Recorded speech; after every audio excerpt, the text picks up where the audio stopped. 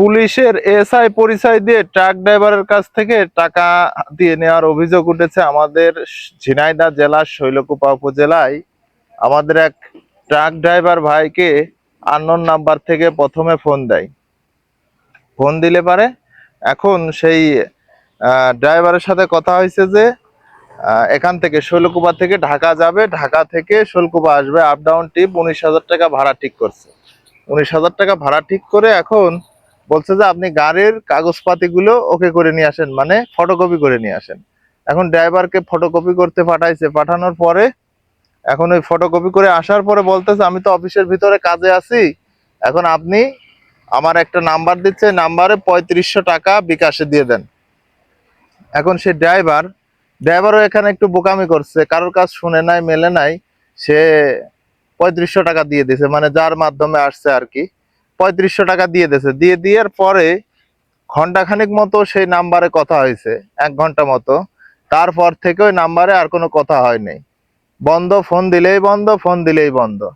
এখন বাংলাদেশে যে পুলিশ পরিচয় দিয়ে, এসআই পরিচয় দিয়েও যে এভাবে টাকা হাতিয়ে নিচ্ছে, সেই সমস্ত চক্র যদি বাংলাদেশের আইন প্রশাসন যদি চোখে না দেখে এবং চোখে ধরতে না পারে, তাহলে তো এর চাইতে দুঃখজনক আর কিছু নাই, আছে নাকি? বাংলাদেশের জনগণের যদি নিরাপত্তায় না দিতে পারে বাংলাদেশের প্রশাসন, তাহলে কিভাবে হবে বলেন? এরকম চক্র পুলিশ এবং থানার নাম বলে, তারা থানার কথা বলে এই সমস্ত চক্রগুলো এইভাবে ড্রাইভার থেকে টাকা হাতায় নিচ্ছে, ড্রাইভারের পকেট খালি করতেছে। একটা ড্রাইভার কত টাকা বেতন পায়? সে যে এইভাবে হাতিয়ে নিয়েছে টাকাগুলো পুলিশের পরিচয় দিয়ে। সেই পুলিশের থানায় গেছি আমরা, অফিসারের সাথে কথা বলছি, সে বলছে আপনারা জিডি করেন।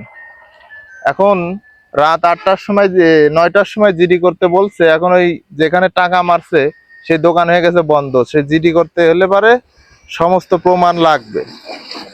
এখন প্রমাণ সবকিছু জোগানো যাবে, সমস্যা নেই, যে তো টাকা দিছে। কিন্তু আমি বলবো যে বাংলাদেশে কি শুরু হলো? এরকম অভিনব কায়দায় যদি থানার এসআই পরিচয় দিয়ে চিটারি বাটপারি করে, তাহলে এগুলো প্রশাসনের দেখা উচিত না?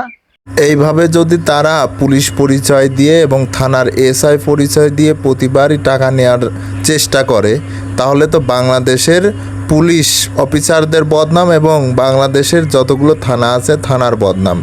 আমি দ্রুত বলবো যে বাংলাদেশের যত প্রশাসন আছেন এবং বাংলাদেশের যত আইন ব্যবস্থায় বড় বড় স্যাররা আছেন, তাদেরকে একটা কথাই বলবো যে এরকম চক্র আপনারা ধরেন, একটু গুরুত্ব দেন স্যার। আপনারা যদি গুরুত্ব না দেন, তাহলে হয়তো আজকে আমার থেকে করছে, কালকে আরেক ড্রাইভার থেকে করবে, পরশু সাধারণ মানুষ থেকে করবে। চিটার বাটপার বাংলাদেশে ভরা। আমরা বলবো যে আপনারা ধরার ব্যবস্থা করেন। এভাবে যদি তারা পথে ঘাটে, এরকম মাঠে ঘাটে এখনো ঘুরে বেড়ায়, তাহলে আমাদের কলম।